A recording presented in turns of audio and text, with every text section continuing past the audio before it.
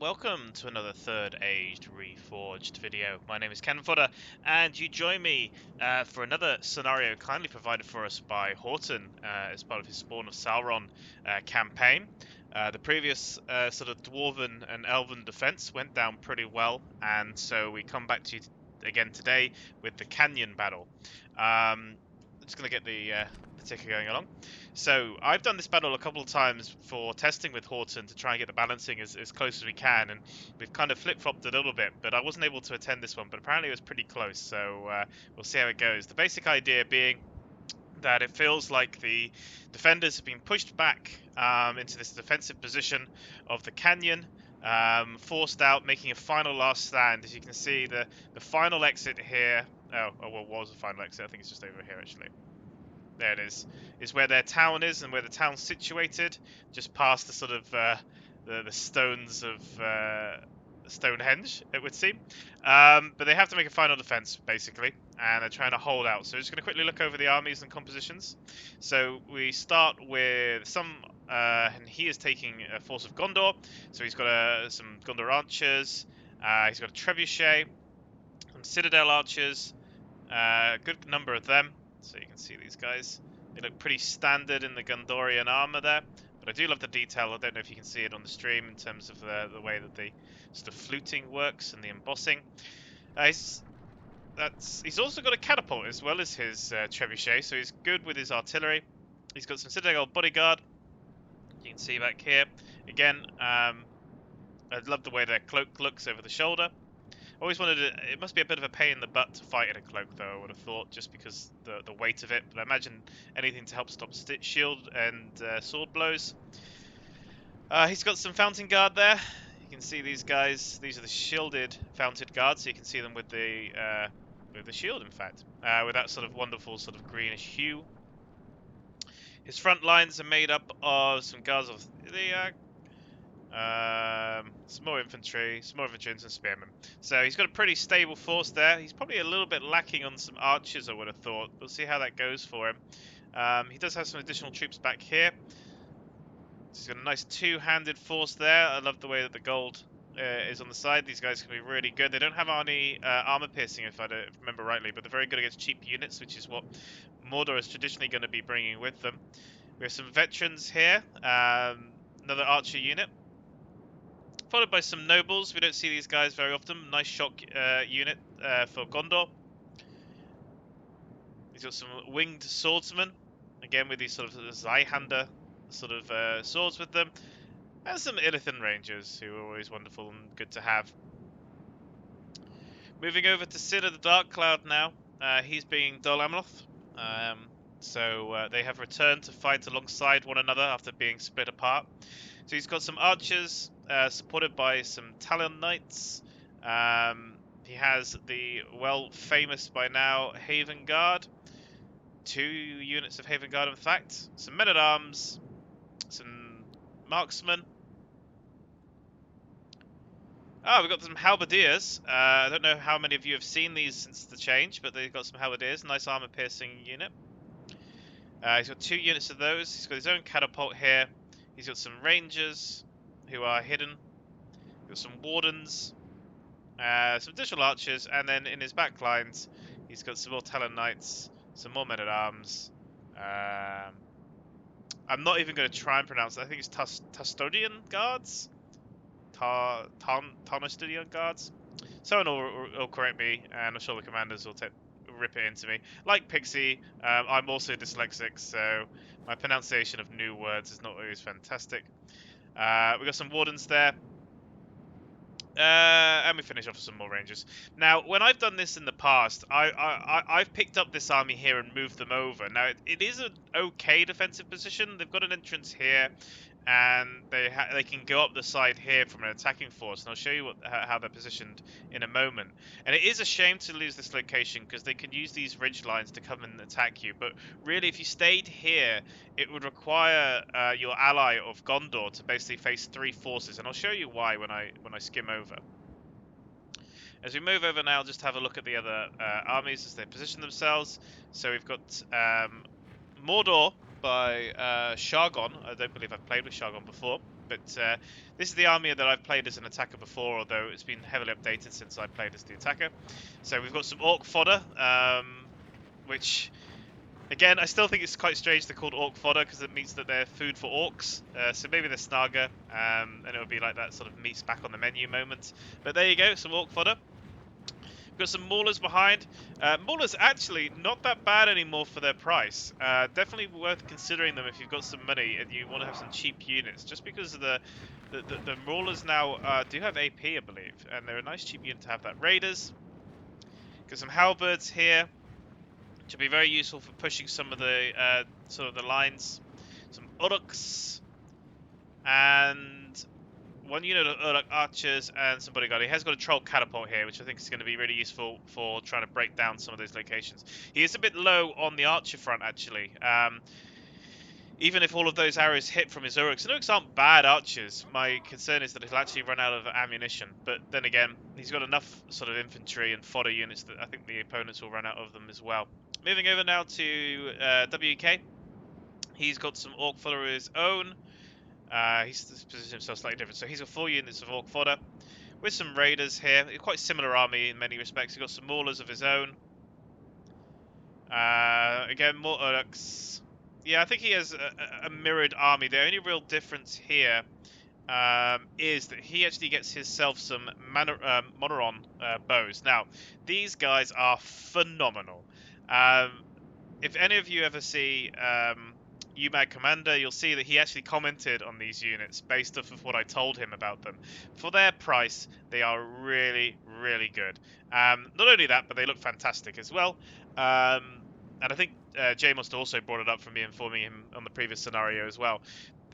These guys don't have as good accuracy, but their damage is so high that they can rival elves in terms of their damage.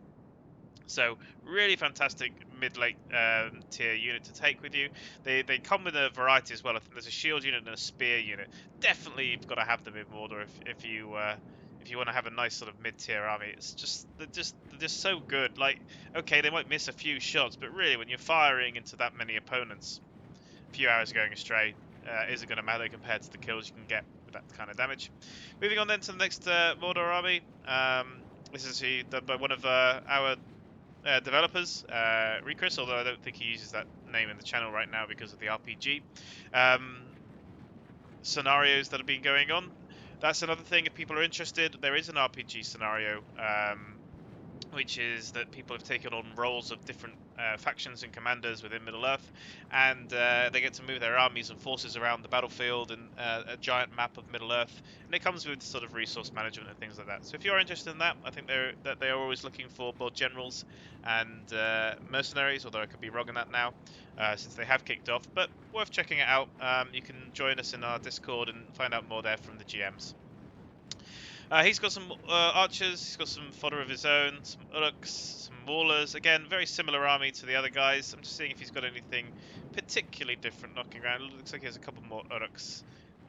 He's got the heavy infantry version. So you can see them there with their shields. Again, I love this sort of this fluted armor. You can definitely see that they're a slightly more powerful unit. And there's the Mauler version. Look at them with these giant axes. Other than that, very similar again. And then moving over to the final army, which I believe is the commander's army. Although having said that, killing the commander won't end the battle, I don't believe. This is commanded by Horton himself. He's already on the move actually, so we'll soon back and have a look what he's got. So he's got some halberds. And there, very deadly. So he's got 2 units of the halberds with some of the bows as well. 2 units of those. Wow, he's got a really good army. He's got the heavy infantry version there. I think he's got all of them. All of them are that. Oh, he's got some Sauron's Will. So they're really good at punching through the line as a sort of shock unit. Wow. Okay, the commander's army is a good army. That catapult and trebuchet are really going to have to come into play, I think. He has got some cheaper units. He's got some Orc Raiders here. But otherwise, he's taking a strong force. He doesn't have anything like Temple Inquisitors or anything like that, and he doesn't have anything crazy. He has got some Uruk-hai, which are always nice to see. I know there's much of a debate as to who's better, the White Hand or the Uruk-hai. I still have a preference for the Uruk-hai. I know other people prefer the White Hand just because of the extra AP on them, but maybe I'm just too much of a classic. Right, in terms of the layout, as you can see here, one force will be coming up over this ridge, and they'll be making their way most likely through the canyon pass, maybe trying to use some of the hillsides and mountain ranges to keep them from being hit. And then they'll position themselves, probably waiting here and storing up their forces, and then they'll have to push through this tiny little point here into Sun. So this is where the two chokes that Sun will be defending will be, and he'll probably line his archers along here. And if he did anything like I did when I defended, I had units up here, and at one point I considered trying to get my catapult up here, but never did. The other army, which I'll zoom over, you can see this long snake of a road. They'll be coming down through this passage. I'm just going to put them up to full speed now, because it does take a while for them to reach there. They'll be coming up through this passage here. At this point, generally unmolested. Again, if Sun does put some archers up on here, he can get a nice, good, clean shot down there. And as I was saying before, I had considered setting up my catapult up here. There is some time. I was playing as Dol Amroth, and I could get my catapult pretty far. Now I stopped it in the end, and I actually positioned it here because I wanted to face down this chokehold point here and shoot down through there. But looking back, I think if I could got it on here, then it might have been better because I got a nice clear line through there, and also could have repositioned it to go down this snake. So this is the other location where someone will be coming through. This with WK is really designed to come into the passway. And he's got a slightly more challenging position. So not only does he come through here, he then has to come through this secondary gauntlet of death, which is, again, whereas when I was a defender, I set myself up on this ridgeline to shoot down into it. The final one, which is probably like the Commander's Army, the most shielded, the one by this Shagon, he's going to come down through this passway here. And he's going to be faced with that original location where Sin currently is set up. Now, again, Sin is going to do what I thought he might, which is to withdraw his forces, I think. And again, you come in here and you can either join your ally through this passway here, or, which I think is probably more preferable, is you climb up this sort of range here, and you kind of use this as your staging ground. And you can come in through this location here when your ally attacks. And having said that, he might be looking to try and hold this location. Yeah, maybe he is. But the only downside is that your opponents can set their archers up on this sort of wall here, along with their catapult. But because he's only got one unit of archers, you can generally take them out with your own, although sometimes it's felt a little bit like maybe you're wasting your ammunition to do it. But I think, interestingly enough, I think that Sin's going to try and hold this location, which is different to how I've done it before. Before we tried to join ourselves up here. Now the downside is, by joining yourself up here, is a very long stretch that you have to defend along here. Because if you closed off this choke point here, if you can see that, it does allow the other army to come in from behind you. Excuse me. So you've got two options really. You stretch yourself so you're in two locations, or you bottle yourself up into one, but you have to have a very long front line, which is a little bit more difficult to defend, and they can generally just grind down a location and push through. It might be that they're going to try and block off here, and then try and maybe block off here. But we'll see how it goes. We'll see what Sin's up to. We'll see how he's planned himself. He does look like he's at least going to put some show force up here and try and hold this location to stop the opponents from being able to take it so easily. It looks like that's where his catapult is going to go, in fact. So I think that WK is going to have a little bit of trouble coming through here if he gets himself well positioned. And I guess these guys are going to be a little bit of a, I wouldn't say sacrificial force, but, I mean, they're going to have to take on an entire army on their lonesome, really. And there's not much you can do to support these forces once they're in position, I don't think. It is a little laggy, I'm afraid. Apologies, that's just due to the sheer number of units that are all moving at the same time. You can see that Sun is now having to... previously, Sun didn't really have to worry about this side of the battlefield too much, but you can see he's setting up here.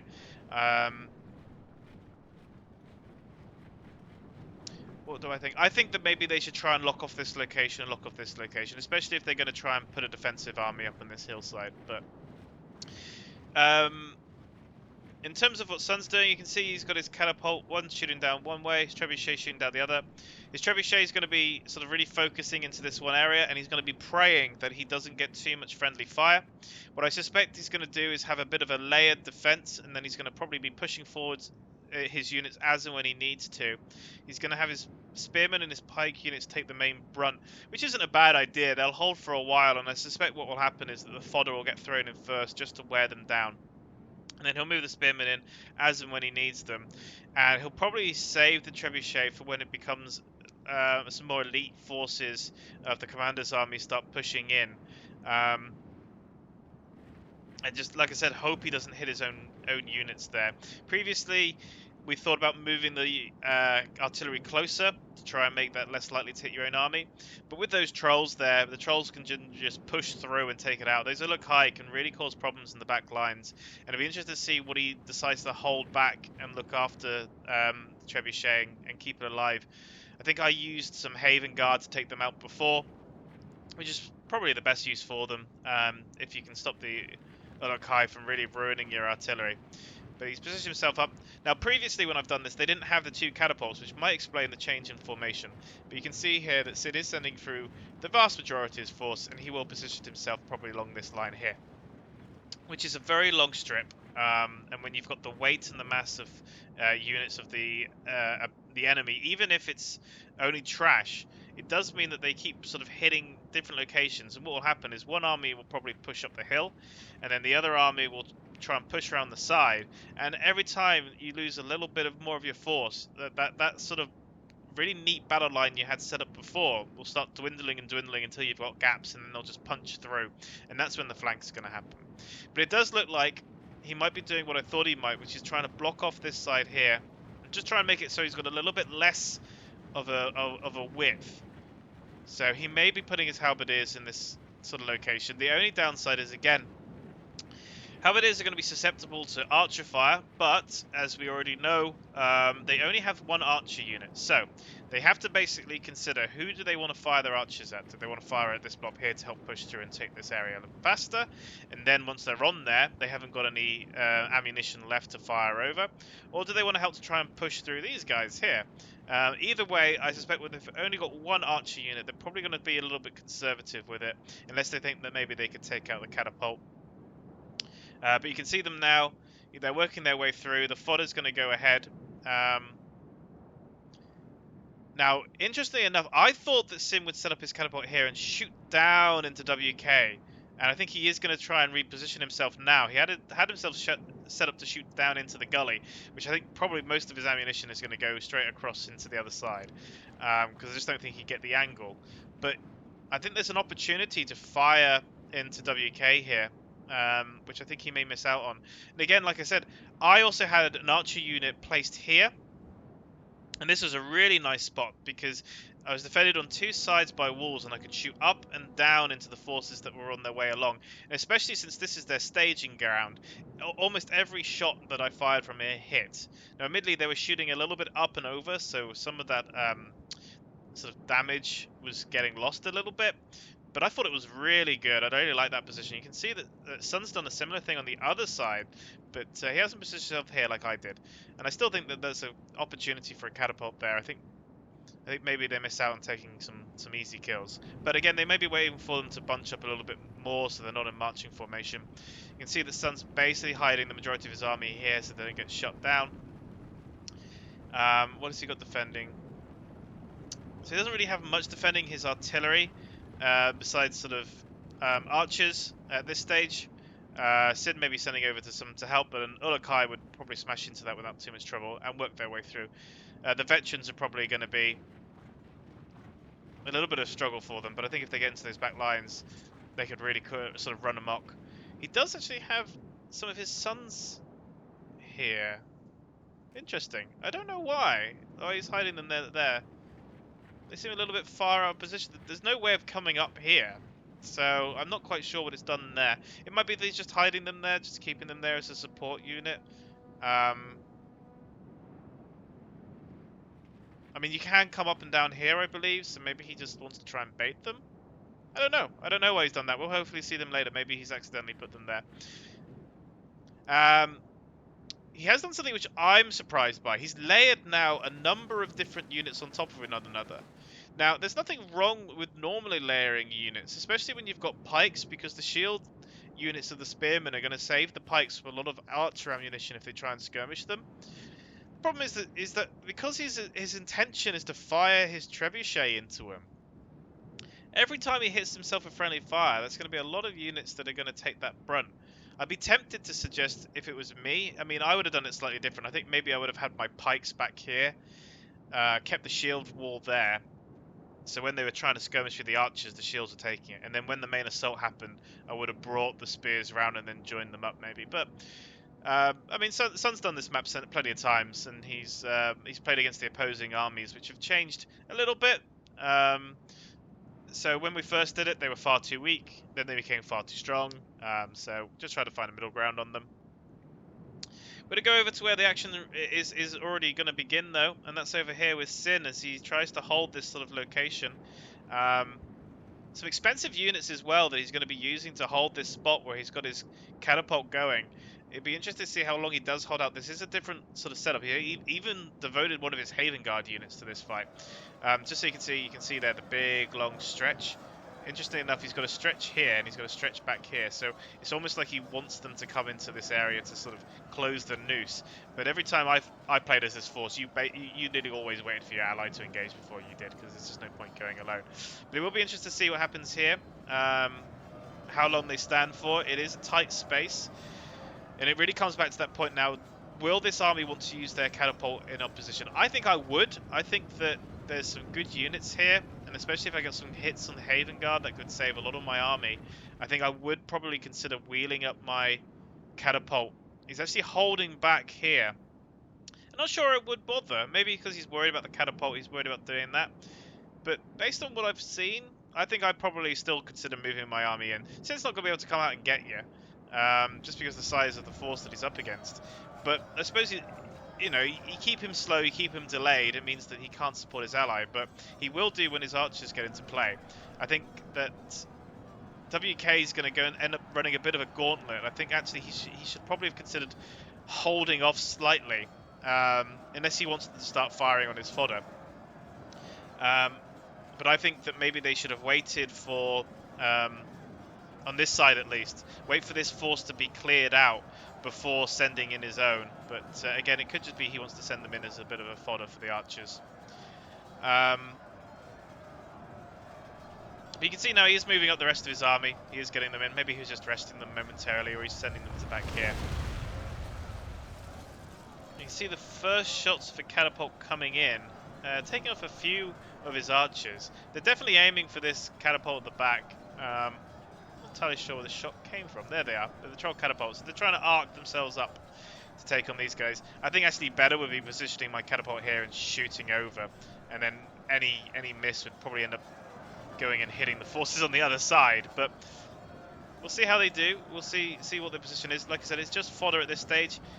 They are going to struggle to push through. He's changed to a standard shot, I think, just because he wants the accuracy, because he is just trying to try and destroy the catapult, which would be a big win if they do. He doesn't want to use too much of his ammunition doing that, though, because he can get a good angle on this catapult here from this mountainside. So you can position yourself here and you can shoot up at this catapult, and that can really pay off. I'm worried that maybe he's using a little bit too much ammunition trying to take out that catapult, when actually I'd say the other force by Sargon is probably better. And you don't want to be tempting too much fate, but I suppose it's only raiders at this stage that would get hit. So he's not losing anything too important. You can see that he is bringing the fodder through straight away. They are going to go into this sort of more tighter, confined location. What I would say is that the armies do have a little bit less in the way of elites than they did previously.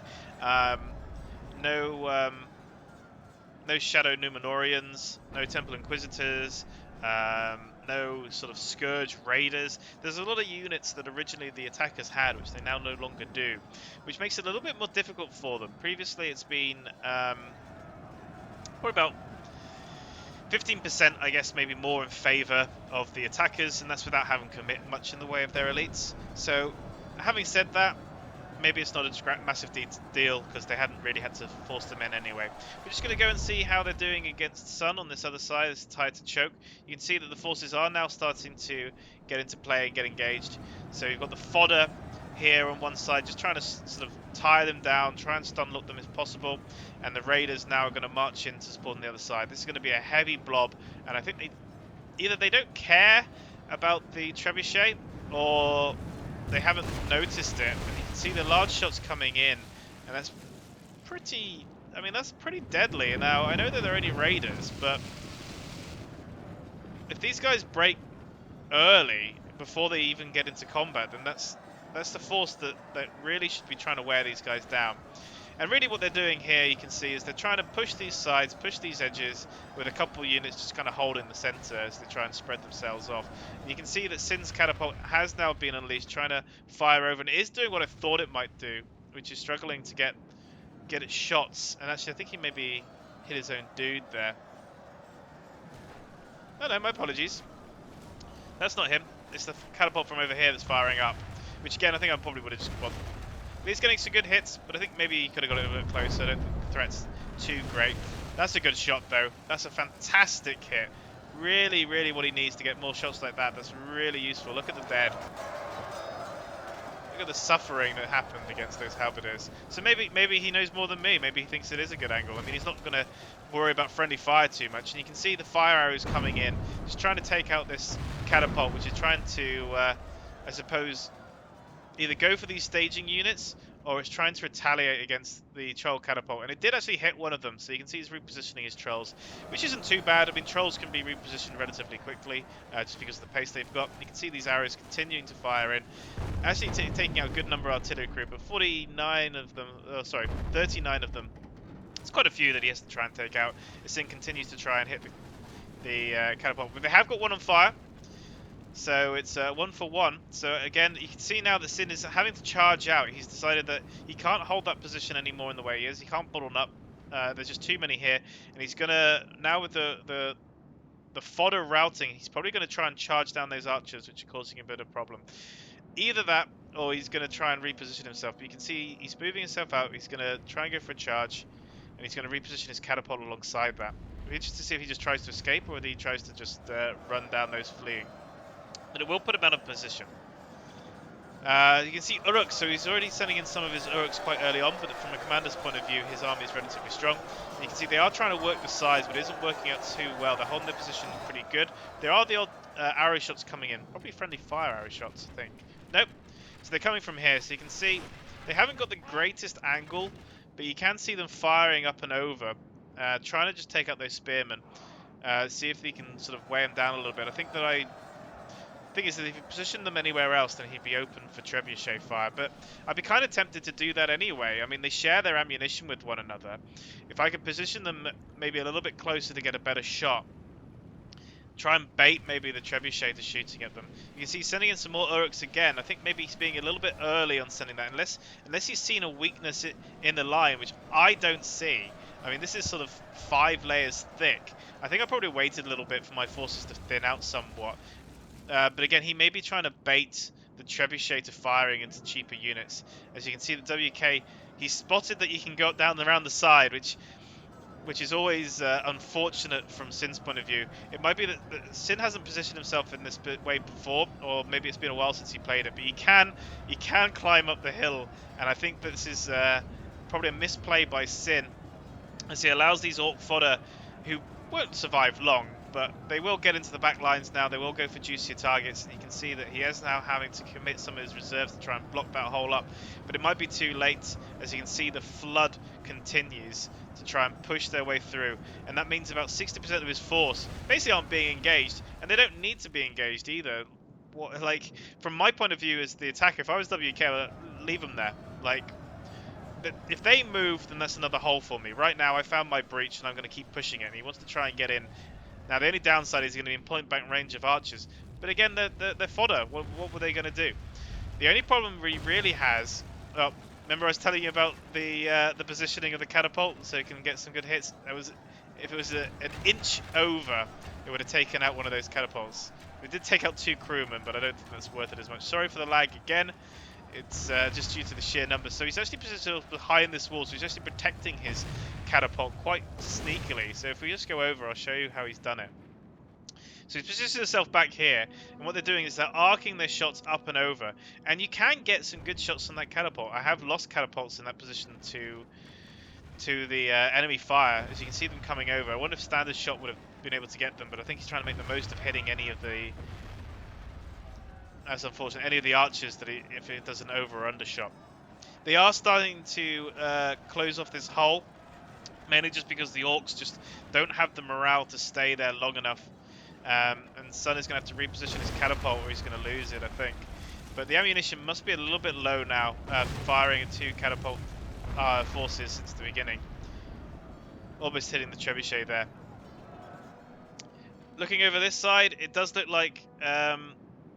Sin has repositioned himself slightly, and he's actually moving his units around. So now that they have moved in, he's kind of chasing these archers about. But I think he's going to give up on that. You can see he's trying to close in this army now. I think maybe he feels that if he can fight this army and kill it, then maybe he can then move back and join his ally, and not have to worry about his flank. I think Shagon needs to send more forces up to support his army. He can't leave them there while Sin's got his catapult in the position he has. These guys need to get engaged.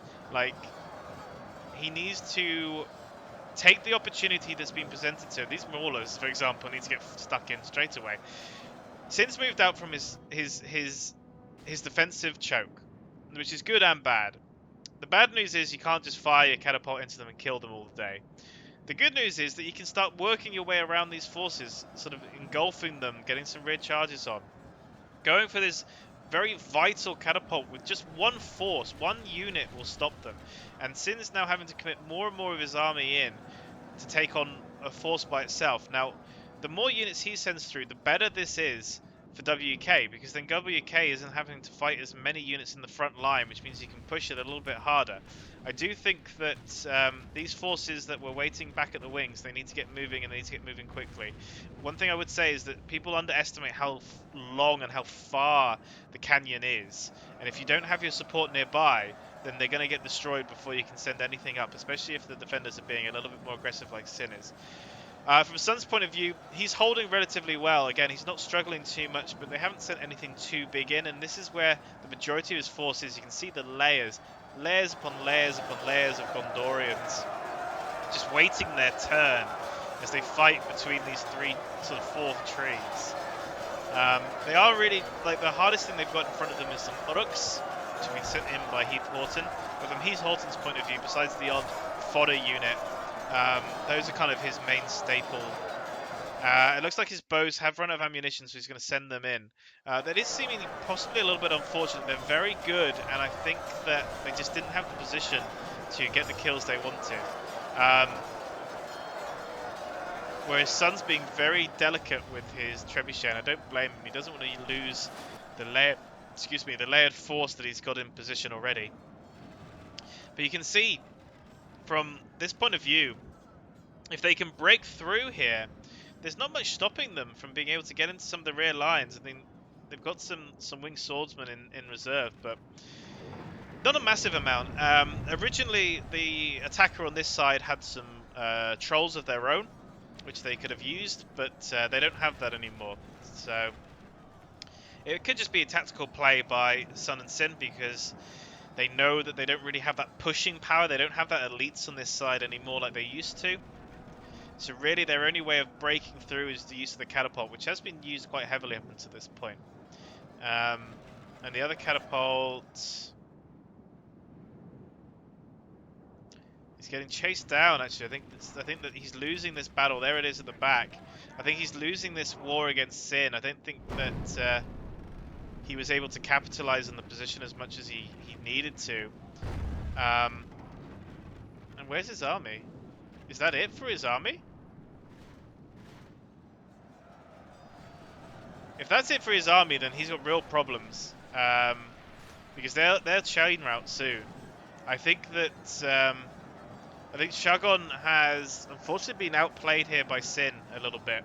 I think that he's had a little bit of trouble here setting himself up properly, and I think Sin's going to be able to hold this little point here without any problems and send more units around. I think this army's going to die before it gets engaged. Great play by Sin, all credit to him. I think that his style of fight was interesting. It wasn't how we've seen it before. It was something that was discussed before as a possible option, but it was seen as being a bit foolhardy. I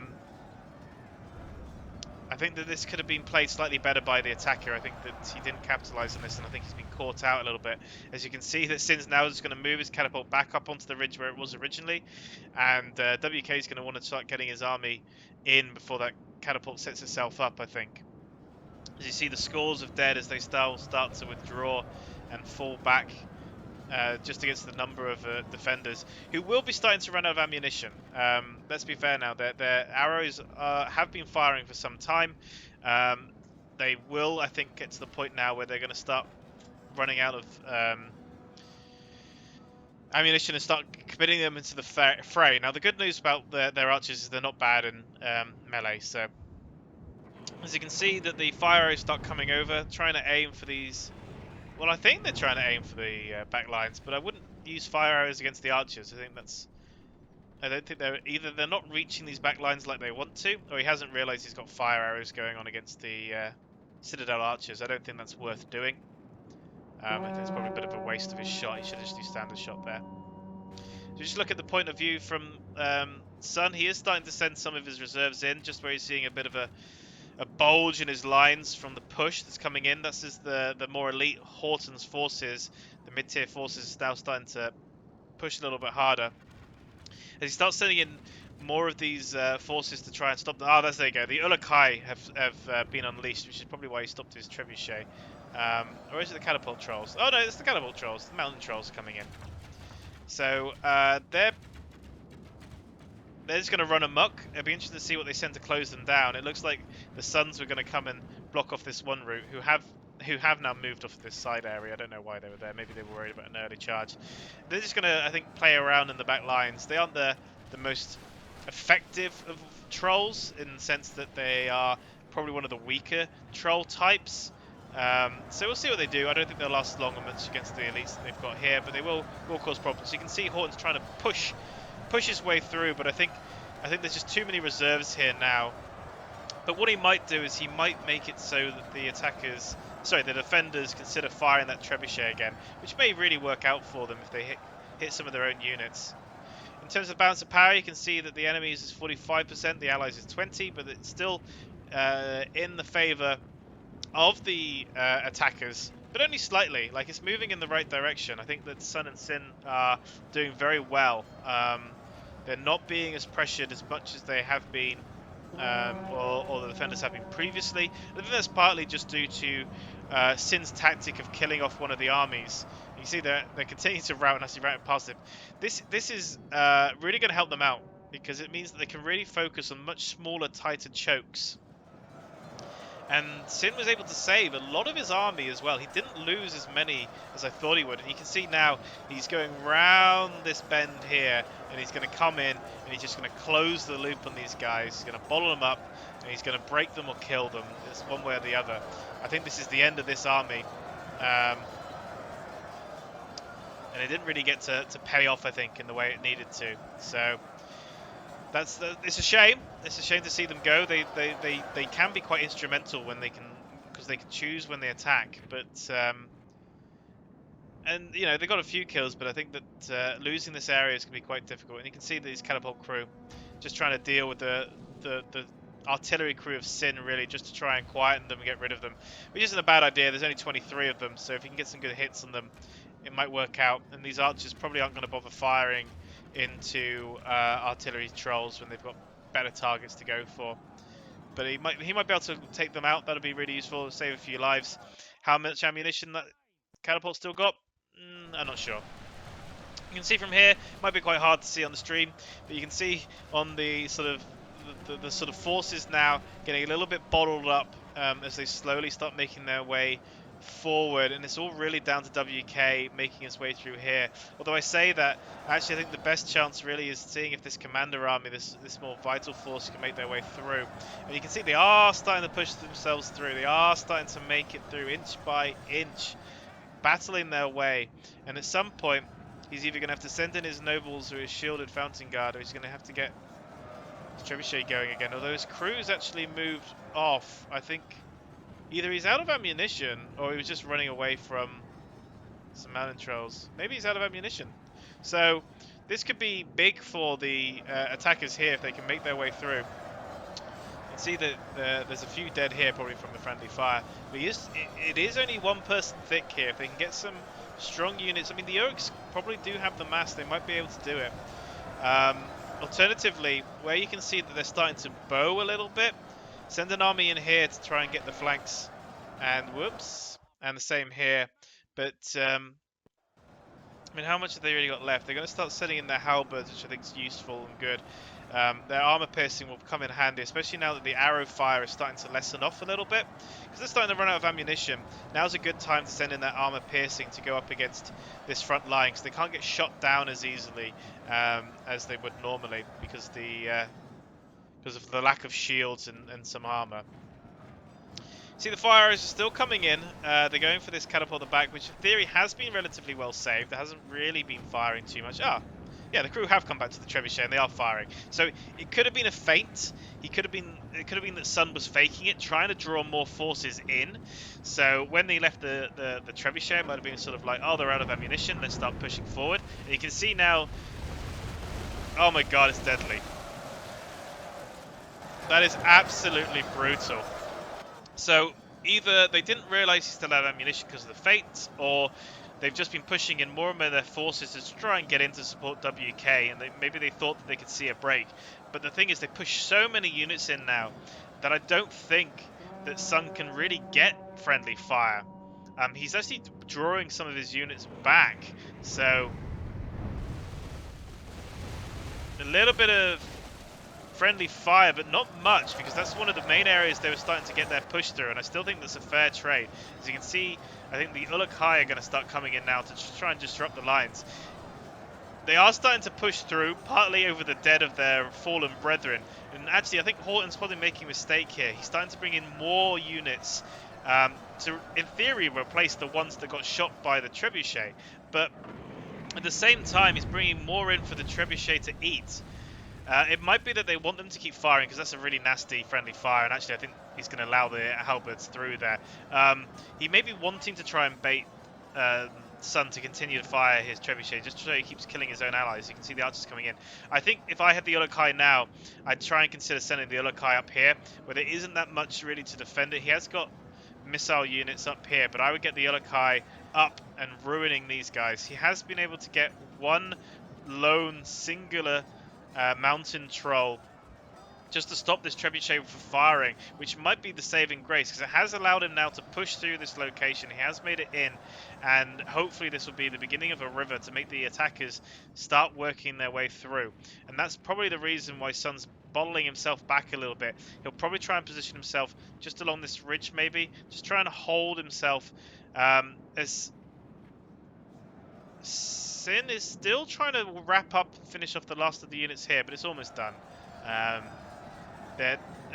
he'll be able to bring these units back, or alternatively, he'll be able to send them down through this little pathway here into the back lines of WK, and then really just kind of seal and lock off the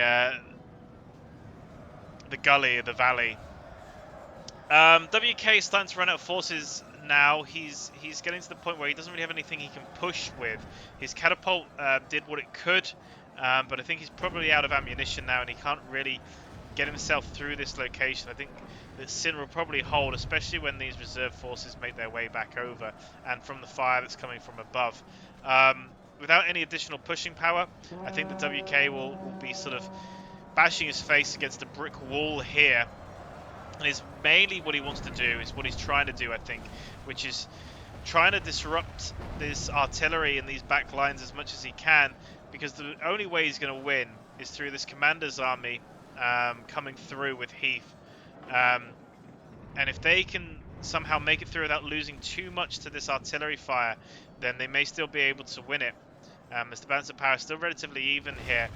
And you can see that the catapult from WK is firing back up again.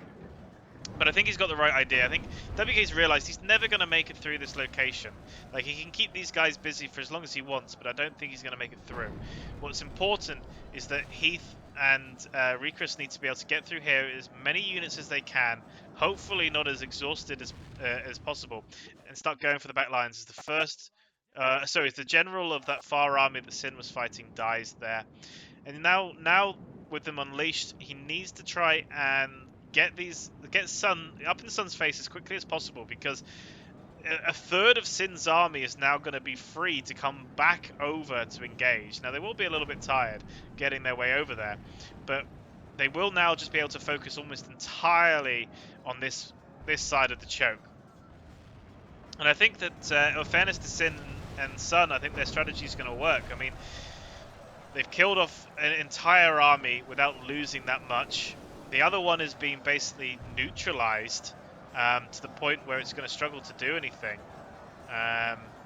Except for, you know, the odd firing of the archers to just try and take out this artillery. But it's been so long firing that actually it's probably made its money back in terms of its shots.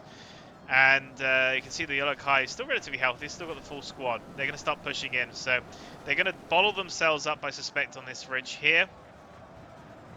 Because they can. They can only really be attacked now from one side. So what have they got left? They've still got a good number of units left, although the artillery shots may change that, as Horton sends more and more of his sort of high mid-tier units through. And unfortunately losing a lot of his high mid forces as well.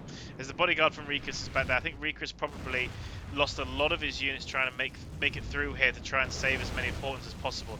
As it's relentless, absolutely relentless, this fire coming in. Where's his Ulakai? Why aren't they helping his forces get through? So the Ulakai are trapped here, I guess, or they're just not driving their way through like they could. They're trying to disrupt this formation to help his units. And it's only now that they start going through for this artillery at the back, and they really needed to, as the first one starts going on fire. I mean, he's lost, what, maybe 80 of his units just trying to walk through there. Like, he really needed to use these Ulakai to shut these guys down, quieten them off. You can see that every time they come over, Sun's very cautious with them. He's moving them out, and he's going to be able to use 2 artillery units, and every time he locks off one, the other one will come back, I suspect. But he needs to disrupt these lines. The best use of these Ulakai right now is to really just slow down these guys from firing. He has to then divert units to come back to sort out these guys. So they're still disrupting their lines, but more importantly, they're trying to save as many of these units coming through as possible. And he's lost close to 100, I would have thought, just walking through here, which he could have saved. And they aren't poor units either. We're not talking about fodder here. Also, I think he's bunching a little bit too hard in this corner. He needs to spread himself through. As you can see here, he is starting to do that now. His halberds are going to go up against halberd. So, it'll be an interesting fight, halberd versus halberd. But it will at least keep them busy. I don't think the exchange will be a poor exchange. I mean, they will lose. But I think that for the value of losses from one another, I think it's a loss which Horton can soak in terms of that battle. I think he can get a few kills.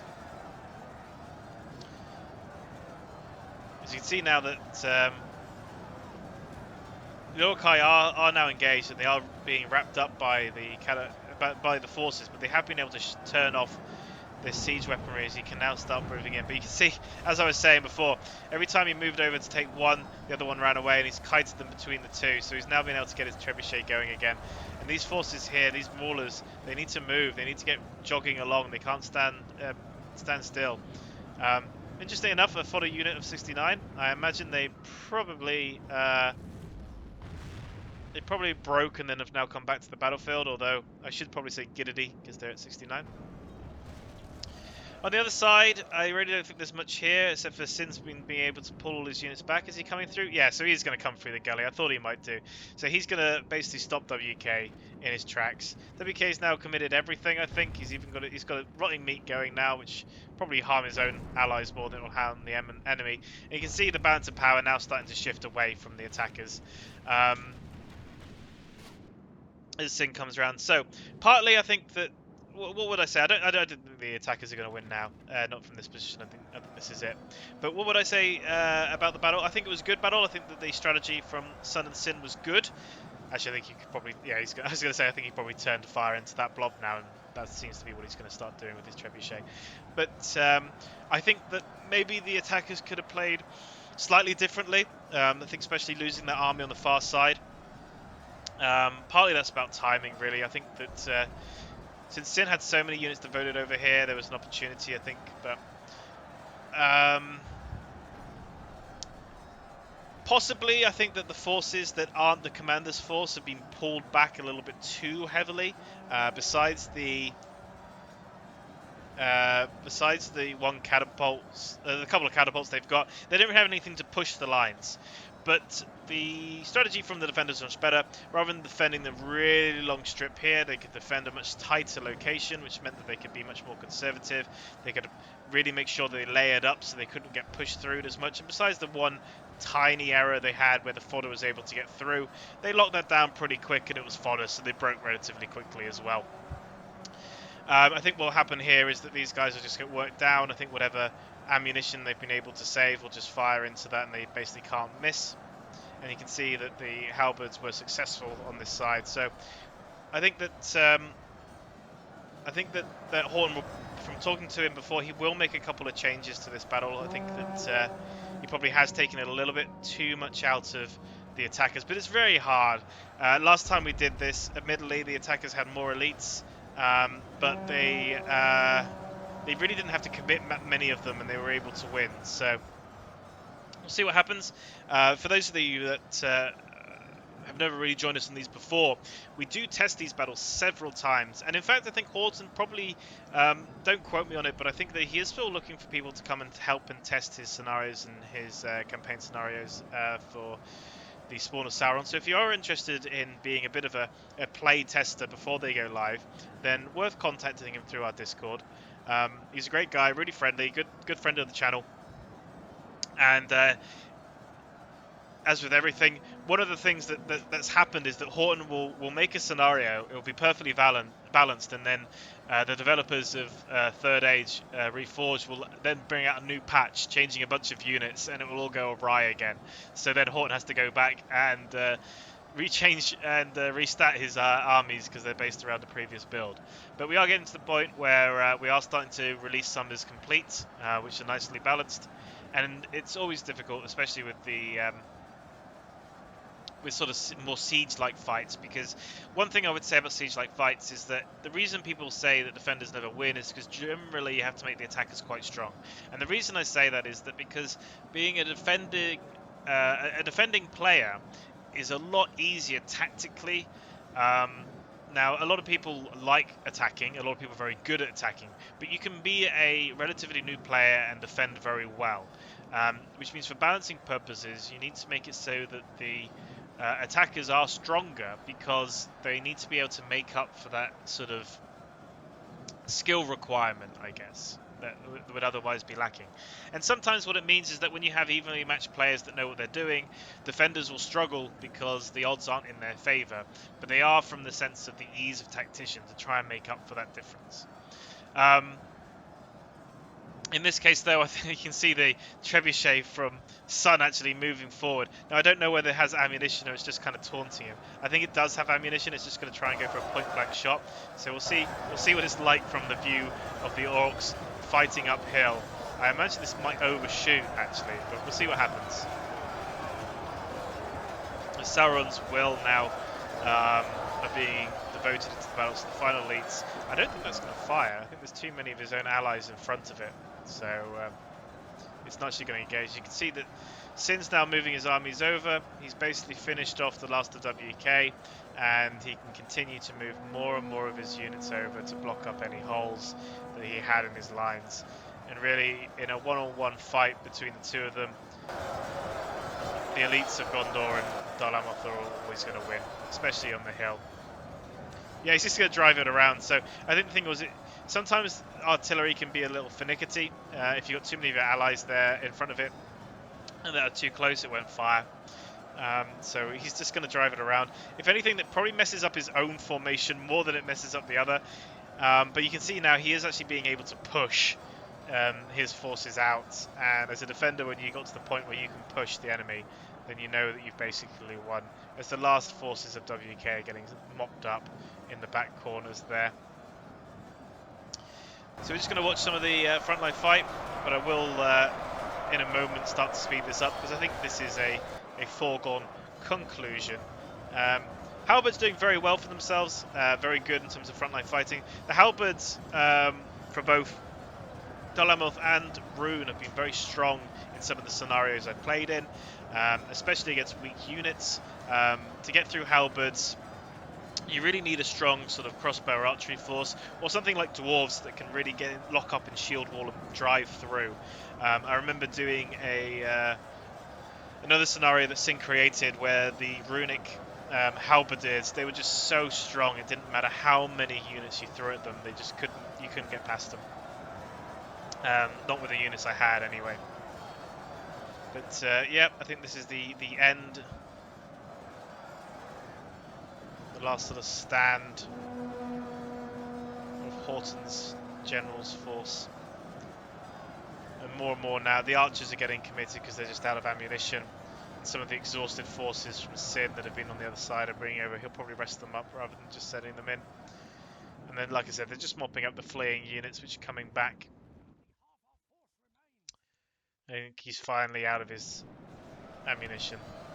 So we'll just put it onto double speed now, as we watch the sort of the two waves just kind of push against one another, and they've been able to relatively well conserve a lot of their elites. They've still got their Fountain Guard, I think they've still got their nobles, they've still got wings units, they've still got two-handers, and I think they still have a Haven Guard somewhere. So it's not completely all over, in the sense that a lot of archers are now being thrown into the fray against Horton's mid-tiers, which would always win against an archer unit, but I think it's just too many in an uphill fight for him to be able to do much with it. As that Trebuchet continues to be driven around, and it does look like he might still have some ammunition. Yeah, some shots coming in from the bows at the back. Again, not bad. There goes one of the generals there, just being cut down. I think that's one up in the far side being chased off. It's not bad to fire into it. Again, they have good damage, and you can't really miss when you fire into the blob. And Sin's answering.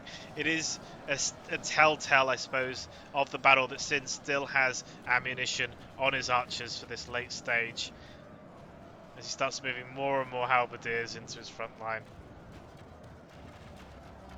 I mean, they are starting to make a slow push, but they've broken on the far side, and now they're going to get wrapped up. So they may be winning this battle against a lot of these archers, but the elites are just going to come and finish them off, I think, and hit them in the side. I want to thank, I want to thank all the players. I want to thank, obviously, Heath Horton for sending this in. I want to thank everyone for continuing to support and the community, and obviously watch our videos. Any feedback, any thoughts, any responses, please leave them below. If you have any videos yourselves that you wish to submit for commentary, please send them in. And if you would like to join us, please come and join our Discord channel. We're always welcoming new players.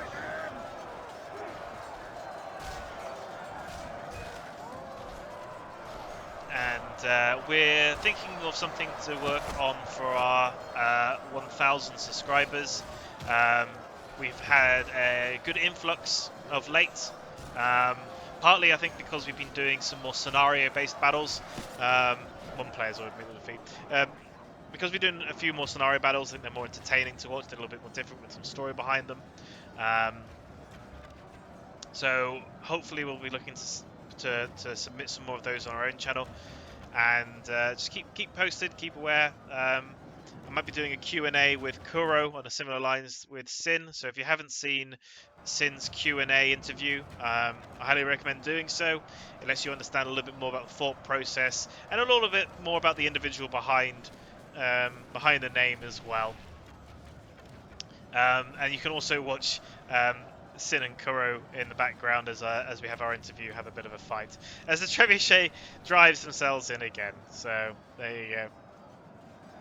I think Sun has basically torn them, and Sin's been able to come all the way around the gully to trap them in. So no orc is going to leave today. The village is safe and protected by all these elites, and I think we'll just speed this up now. There's no way they can bring back. So 71% of the defenders died. So if you remember before, I was saying that last time we did this, it was 15% in favour of the attackers. So it's just probably flip-flopped a little bit too the other way. But again, the strategy used by Sin and Sun was very good, and they were able to finish off an entire army without really breaking too much of a sweat, which allowed them to really fill in any of the gaps that they had. So just watch now as more and more of Sin's exhausted troops come in to just mop these guys and swallow them up. And you'll see them basically collapse now and fall apart. They just get pushed as the silver and blue swamps them. How many of his crew did he end up keeping in the end? 22 of his artillery crew.